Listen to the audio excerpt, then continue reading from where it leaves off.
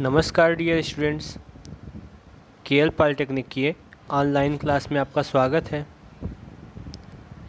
तो स्टूडेंट्स, आज हम लोग 3D एक्सरसाइज 13.3 जिसमें कि के बीच का कोण, लंब होने का प्रतिबंध, समांतर होने का प्रतिबंध आदि संबंधी प्रश्न दिए गए हैं स्टूडेंट, जो कि एग्ज़ामिनेशन पॉइंट ऑफ व्यू से बहुत ही महत्वपूर्ण हैं, उनके बारे में पढ़ेंगे। तो स्टूडेंट्स, चलिए आज की क्लास शुरू करते हैं। तो स्टूडेंट्स, पहला क्वेश्चन है, सिद्ध कीजिए कि उन रेखाओं के बीच का कोण π/3 है जिनके दिक् अनुपात 1:1:2 और करड़ी में 3-1, करड़ी में 3-1 माइनस आगे लगा के कॉमा 4 है। तो देखिए स्टूडेंट्स, हम लोग दो प्रश्न पढ़े हैं। पहला प्रश्न होता है, देखिए हम लोगों ने दो तरह का सूत्र पढ़ा है। पहला सूत्र होता है जब दिक् को ज्याएँ दी गई हों, तो दिक् को ज्याओं के लिए एकदम सिंपल सा सूत्र होता है, कास थीटा बराबर L1 L2 plus M1 M2 plus N1 N2। ये दिक् को ज्या के लिए होता है, एकदम ईजिली आसानी से ये सूत्र होता है। जब L1 M1 N1 पहला दिक् को ज्या दी गई है और L2 M2 N2 दूसरी दिक् को ज्या दी गई है। ठीक है डियर स्टूडेंट्स, तब ऐसा होगा। दूसरी कंडीशन होती है कि जब दिक् अनुपात दिए हों, जैसे कि A1 B1 C1, ये पहला दिक् अनुपात हो गया। A2 B2 C2 ये दूसरा दिक् अनुपात हो गया। तब सूत्र होता है कास थीटा बराबर A1 A2 plus B1 B2 plus C1 C2 बटे में अंडर रूट, केवल इसका बटा है, under root A1 square plus B1 square plus C1 square गुणे under root A2 square plus B2 square और प्लस C2 स्क्वायर। ठीक है डियर स्टूडेंट्स, यह चीज़।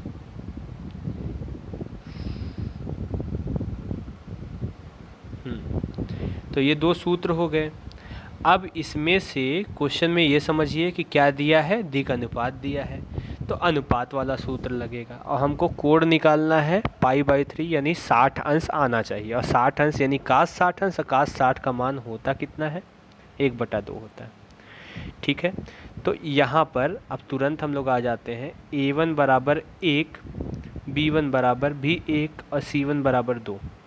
ऐसे A2 बराबर करड़ी में 3-1, B2 बराबर माइनस करड़ी में 3 और -1 और C2 बराबर 4।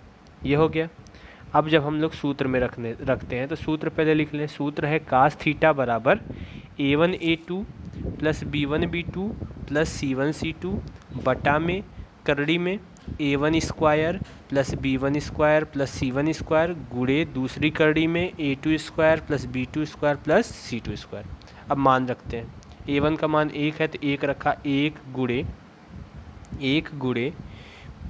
A2 का मान है करड़ी में 3-1 रख दिया, प्लस फिर B1 का मान 1 है, फिर गुणे लगा के, अगर कोष्टक के अंदर कुछ ना लिखा जाए, जैसे 1 गुणे ही है ये, तो करड़ी में 3-1 फिर प्लस लगा के C1 गुणे C2 यानी 2 गुणे 4। ठीक है, अपान में नीचे देखिए, अपान में नीचे करड़ी में A1 स्क्वायर माने 1 का स्क्वायर प्लस B1 स्क्वायर माने 1 का स्क्वायर प्लस C1 स्क्वायर माने 2 का स्क्वायर गुणे करड़ी में A2 का स्क्वायर करड़ी में 3-1 का होल स्क्वायर प्लस B2 का स्क्वायर माने करड़ी में 3-1 का होल स्क्वायर प्लस C2 का स्क्वायर माने 4 का स्क्वायर। अब जब 1 का गुणा करेंगे तो वही मान आएगा, फिर इसमें भी 1 का गुणा करेंगे तो वही मान आएगा। 2 चौके में 8, करड़ी में 3 से करड़ी में 3 कट गया। अब 8, यहाँ 8 बचा और -1 जुड़ के -2 हो गया। और नीचे कड़ी में 1 का वर्ग 1, 1 का वर्ग 1, 2 का वर्ग 4। यहाँ कड़ी में 3 माइनस 1 का होल स्क्वायर, तो कड़ी में 3 का स्क्वायर प्लस 1 का स्क्वायर माइनस 2 कड़ी में 3 लिख दिया। फिर यहाँ दोनों माइनस है इसलिए वर्ग करेंगे तो प्लस हो जाएगा, तो 3 प्लस 1 प्लस 2 कड़ी में 3, और यहाँ 4 का वर्ग हो गया कितना, 16। अब 8 है और माइनस 1 मिलके -2 यानी 8 - 2। यहाँ 4 1 5 1 6 हो गया, और यहाँ 3 1 4 3 1 4 और 16 16 4 20 4 24, यानी कड़ी में 6 इंटू कड़ी में 24। अब इसको तोड़ते हैं, 6 बटा कड़ी में 6 गुणे कड़ी में 24, तो 6 को तोड़ दिया 2 गुणे 3 और 24 को तोड़ दिया 2 दूना 4 दूना 8 त्रिक 24। अब जोड़ा बनाते हैं, 2 4 बार है तो 2 बार 2 बाहर निकलेगा, और 3 2 बार है तो 1 बार 3 बाहर निकलेगा, तो यहाँ हो जाएगा कास थीटा बराबर, जब पेयर से बाहर निकालेंगे तो 1 पेयर 2 बाहर, 1 पेयर 2 बाहर, 1 पेयर 3 बाहर, तो 3 दूना 6 से 6 कट गया, 1/2। और कास कितने अंश का मान 1/2 होता है, तो कास 60 अंश का मान 1/2 होता है, तो यानी कास थीटा बराबर कास 60, यानी थीटा बराबर 60 अंश हो गया। अब इसको हम लोग तुरंत बदल लेंगे किस में, रेडियन में, तो थीटा गुणे 180 थीटा गुणे पाई बटा 180 ये सूत्र होता है। थीटा कितना दिया 60 अंश, तो 60 गुणे पाई बटा में 180, 0 0 कटा 6 त्रिक में 18, तो पाई बाई में 3 आ गया। आंसर क्या आया, पाई बाई में 3। ठीक है डियर स्टूडेंट्स, ये प्रूव हो गया। अब देखिए अगला सवाल, उन रेखाओं के बीच का कोण ज्ञात कीजिए जिसके दिक् अनुपात 2 3 4 और 3 4 5 के समानुपाती है। क्वेश्चन थोड़ा सा गड़बड़ दिया स्टूडेंट्स, वहाँ दिक् कोज्याएँ लिख दिया है, दिक् कोज्या लिखने पे भी आंसर नहीं आ रहा था, इसको लगाने पे भी आंसर नहीं आ रहा है, नीचे कुछ और दिया है, फिर भी हम लोग प्रयास करते हैं। तो देखिए इसको हम लोग दिक् कोज्या ना समझ के दिक् अनुपात समझ लेते हैं, तो A1 बराबर 2 हो गया, B1 बराबर 3 हो गया, C1 बराबर 4 हो गया, ये A1 B1 C1 का मान हो गया। A2 बराबर 3 हो गया, B2 बराबर 4 हो गया, C2 बराबर 5 हो गया। ठीक है डियर स्टूडेंट्स, तब सूत्र लगाते हैं, कौन सा सूत्र, दिक् अनुपात वाला। कास थीटा बराबर A1 A2 plus B1 B2 plus C1 C2 बटा में करड़ी में A1 का स्क्वायर प्लस B1 का स्क्वायर प्लस C1 का स्क्वायर गुणे में करड़ी में A2 का स्क्वायर प्लस B2 का स्क्वायर प्लस C2 का स्क्वायर। ठीक है डियर स्टूडेंट्स, तब 2 तिया में 6, जब A1 का मान 2 और A2 का मान 3 रखेंगे तो 2 गुणे 3 प्लस 3 गुणे 4 प्लस 4 गुणे 5 बटा में करड़ी में 2 का स्क्वायर प्लस 3 का स्क्वायर प्लस 4 का स्क्वायर गुणे में 3 का स्क्वायर प्लस 4 का स्क्वायर प्लस 5 का स्क्वायर, ये। ठीक है डियर स्टूडेंट्स, अब देखिए आगे बढ़ते हैं। 2 तियाई 6, 4 तिया 12 और 4 पंचे 20, 4 पंचे 20 बटे में करड़ी में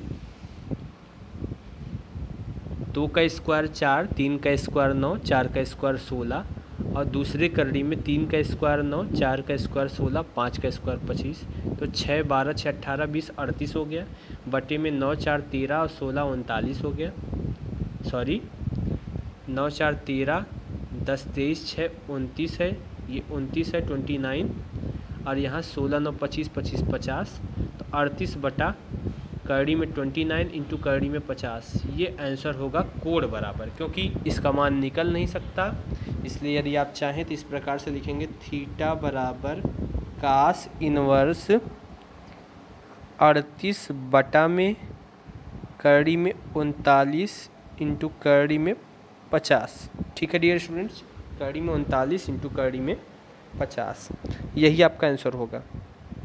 तीसरा क्वेश्चन है, इसको तीसरा क्वेश्चन, त्रिभुज ABC के कोण ज्ञात कीजिए जिसके शीर्ष 2 3 5 -1 3 2 तथा 3 5 -2 है। तो हम लोग एक त्रिभुज बना लेते हैं ABC। A का निर्देशांक दिया है 2 3 5, B का निर्देशांक दिया है -1 3 2, C का निर्देशांक दिया है 3 5 -2।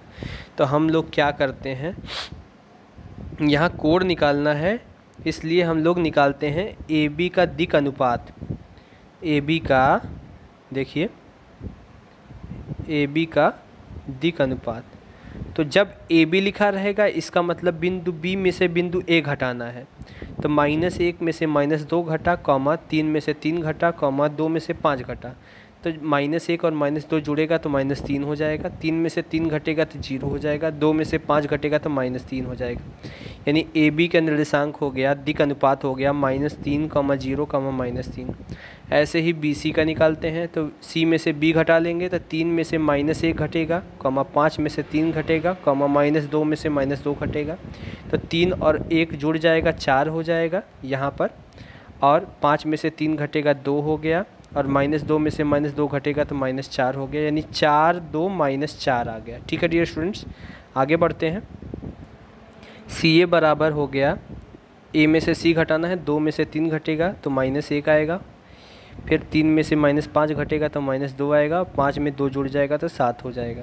इस प्रकार से हमको तीनों बिंदु के दिक् अनुपात मिल गए। ए बी का मिल गया -3, 0, -3, बी सी का मिल गया 4, 2, -4, और सी ए का मिल गया -1, -2, 7। सी ए इसलिए लिख रहे हैं क्योंकि ए बी होगा फिर बी सी होगा, चक्री क्रम में ए बी होगा फिर बी सी होगा फिर सी ए होगा, ना कि ए सी। ठीक है डियर स्टूडेंट्स, अब कास थीटा बराबर कोण लेते हैं। तो कास थीटा बराबर ए बी तथा बी सी के बीच का कोण निकालते हैं। तो कास थीटा बराबर हो जाएगा A1 A2 plus B1 B2 plus C1 C2 बटा में करड़ी में A1 square plus B1 square plus C1 square गुणे में करड़ी में A2 square plus B2 square plus C2 square. मान रख देते हैं, यहाँ पे A1 है, B1 है, C1 है, A2 है, B2 है, C2 है। A1 का मान -3 है, B1 और A2 का मान 4 है, तो -3 गुणे 4। A2 का मान 0 है, सॉरी B1 का मान 0 है, और B2 का मान 2 है, तो 0 गुणे 2। ठीक, ऐसे ही A3 का मान -3 है और B3 का मान -4 है, तो -3 गुणे 4। अब देखिए 3 चौक में 12 और फिर 0 और फिर 3 चौक में 12, यानी 12 और नीचे बटे में करड़ी में 3 का स्क्वायर, -3 का स्क्वायर 9 हो गया, -3 का स्क्वायर 9 हो गया, गुणे में 4 का स्क्वायर 16 हो गया, 2 का स्क्वायर 4 हो गया, 4 का स्क्वायर 16 हो गया। अब देखिए 12 में से 12 घटेगा तो 0 हो जाएगा, और नीचे कुछ भी आए इसका मतलब पूरा मान क्या हो गया, 0 हो गया। और जब पूरा मान 0 होगा तो कास 90 का मान 0 होता है, तो थीटा बराबर 90, 90 माने π/2। ठीक है डियर स्टूडेंट्स, यह तो एक कोण निकला। दूसरा कोण निकालते हैं। कास थीटा बराबर A1 A2 प्लस B1, वही वाला सूत्र। अब A1 का मान 4 है, A2 का मान -1 है, B1 का मान 2 है, B2 का मान -2 है, और C1 का मान -4 है, C2 का मान 7 है। ठीक है डियर स्टूडेंट्स, तब 4 × 9 -4, 2 दूना 4 और 4 7 28, 28 4 32, 4 36, -36 हो गया। नीचे 4 का वर्ग 16, 2 का वर्ग 4, 4 का वर्ग 16, 1 का वर्ग 1, 2 का वर्ग 4, 7 का वर्ग 49। स्टूडेंट्स, यह हमेशा आपको ध्यान देना है कि करड़ी के अंदर माइनस नहीं होता, हमेशा प्लस ही होगा सारा, क्योंकि माइनस का स्क्वायर करेंगे प्लस हो जाएगा। ठीक है डियर स्टूडेंट्स, तब ये -36 हो गया बटा करड़ी में -36, और यहाँ बटा करड़ी में 54 हो गया। इस माइनस को छोड़ देंगे, कड़ी में 36 बटा 6, क्योंकि कड़ी में 36 का मान 6 होता है, और 54 को तोड़ते हैं, 3 त्रिका 9, 3 27, दूना 54, तो 1 3 बाहर हो गया, 6 अंदर रह गया। तो यहाँ इस 6 से 6 चौक 36, 6 ऊपर बचा, नीचे 3, कड़ी में 6 बचा, तो 3 दूना में 6, यानी 2 बटा कड़ी में 6 बचा। तो 2 बटा कड़ी में 6 को देखिए क्या बचा है, यहीं से देख लीजिए, 6, 3 कड़ी में 6 था, ऊपर नीचे कड़ी में 6 से गुणा करके नीचे से कड़ी हटा लेते हैं। यहाँ हो जाएगा 6 कड़ी में 6, नीचे हो जाएगा 3 गुणे 6, तो 6 से 6 कट गया, कड़ी में 6 बटा 3 आ गया, कड़ी में 6 बटा 3। अगर 3 को लिखें तो कड़ी में 9, तो 3 त्रिका 9, 3 दूना 6, यानी 2 बटा 3, वो भी किस में, करड़ी में। देखिए आया है, हाँ, कास थीटा का मान करड़ी में 2 बटा 3 आ गया। इसी प्रकार से सी ए तथा ए बी के बीच का कोण हम लोग निकालेंगे तो आएगा कास इनवर्स 1 बटा करड़ी में 3। ठीक है डियर स्टूडेंट्स, यह था हमारा तीसरा क्वेश्चन। चौथा क्वेश्चन पे आते हैं। यदि ए बी सी के निर्देशांक क्रमशः 0, 4, 1, 2, 3, -1, 4, 5, 0 हों तो ए बी और बी सी के बीच का कोण ज्ञात कीजिए। तो हम लोग तुरंत क्या करते हैं, ए बी का दिक् अनुपात निकालते हैं। तो इसमें से इसको घटेगा तो ए बी बराबर हो जाएगा 2 - 0, 3 - 4, -1 -2, 2 में से 0 घटेगा 2 आएगा, 3 में से 4 घटेगा -1 आएगा, और -1 में से -1 घटेगा तो -2 आएगा, यानी A1 B1 C1 हो गया। इसी प्रकार से BC का दिक् अनुपात हो गया, C में से B घटाएंगे यानी 4 - 2, 5 - 3 और 0 -1, तो 4 में से 2 घटेगा 2 आएगा, 5 में से 3 घटेगा 2 आएगा, 0 में से 1 घटेगा 1 आएगा, -1 घटेगा तो 1 आएगा। अब हमारे पास A1, यहाँ देखिए हमारे पास A1 B1 C1 मिल गया है, A2 B2 C2 मिल गया। हम लोग सूत्र लगाते हैं, तो सूत्र लगाते हैं तो कास थीटा बराबर हो जाएगा A1 A2 plus B1 B2 plus C1 C2 बटा में करड़ी में A1 square plus B1 square plus C1 square into में करड़ी में A2 square plus B2 square plus C2 square, यानी 2 × 2 प्लस -1 × 2 प्लस -2 × 1 बटा करड़ी में 2 का स्क्वायर प्लस -1 का स्क्वायर प्लस -2 का स्क्वायर गुणे में करड़ी में 2 का स्क्वायर प्लस 2 का स्क्वायर प्लस 1 का स्क्वायर। अब 2 दूना 4, 2 × 2 2 × 2 तो 4 - 4 हमको ऊपर हो गया 0, तो ऊपर जब 0 नीचे कुछ भी आएगा 0 होगा, और 0 हम लोग जानते हैं काश 90 का मान होता है, यानी थीटा बराबर मिल गया हमको π/2। ठीक है डियर स्टूडेंट्स, इस प्रकार से यह चौथा प्रश्न था, हल हो गया। अब देखिए पांचवा और आखिरी क्वेश्चन देखिए। क्वेश्चन है, सिद्ध कीजिए कि 1, 2, 3 और 4, 5, 7 बिंदुओं को मिलाने वाली रेखा तथा -4, 3, -6 और 2, 9,